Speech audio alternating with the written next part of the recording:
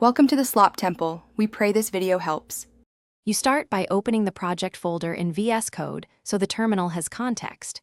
Next, press Ctrl+ or choose View then Terminal to open the integrated terminal. Once visible, inspect the prompt to see the current path. If it's not the folder you want, use the drop-down menu arrow beside the plus icon to create a new terminal instance. This begins the process of setting or changing the terminal working directory to the desired path. You should open Settings with Ctrl+ and search for Terminal. Integrated. CWD to set the default working directory. If you prefer JSON, open Settings. JSON and add Terminal. Integrated. CWD. C. \\path \/ to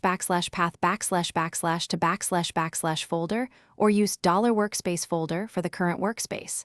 Once done, create a new terminal instance so Vscode applies the updated CWD. Make sure to close older terminals. Only newly opened ones pick up the changed setting.